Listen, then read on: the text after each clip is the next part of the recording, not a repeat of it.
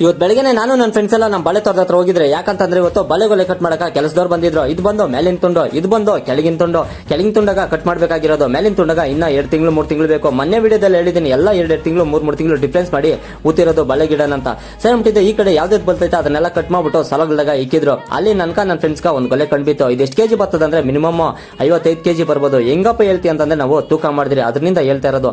ಸರಿ ಮುಟ್ಟಿದ್ದು ಇವರು ಕೆಲಸದವ್ರು ಬಂದಿದ್ರಲ್ಲ, ನಾನು ನಿಮ್ದು ಯಾವ್ರು ಅಂತ ಕೇಳಿದಕ್ಕೆ ಅವ್ರು ಹೇಳಿದ್ದು ಕೋಲಾರ ಅಂತ. ಸರಿ ಮುಟ್ಟಿದ್ದು ಎಷ್ಟು ಜನ ಬಂದಿರೋದಂದ್ರೆ 12 ಜನ ಬಂದಿದ್ರು ಇವರು. ಸರಿ ಮುಟ್ಟಿದ್ದು ಪಾಪ ಕಟ್ ಮಾಡಿದ ಗೊಲೆ ಇಲ್ಲೆಲ್ಲ ಎತ್ಕೊಂಡೋಗಿ ಟೆಂಪದ ಮೇಲೆ ಆಗ್ತಾ ಇದ್ರು. ಸರಿ ಮುಟ್ಟಿದ್ದೆ ಪಾಪ ನಾನು ಅವ್ರಿಗೆ ಸ್ವಲ್ಪ ಹೊತ್ತು ಹೆಲ್ಪ್ ಮಾಡೋಣ ಅನ್ಬಿಟ್ಟಿದ್ದೆ. ಪಾಪ ಕಟ್ ಮಾಡಿದ ಗೊಲೆ ಇಲ್ಲ ಅವ್ರ ತಲೆ ಮೇಲೆ ಎತ್ತಿಕ್ತಾ ಇದ್ದೆ.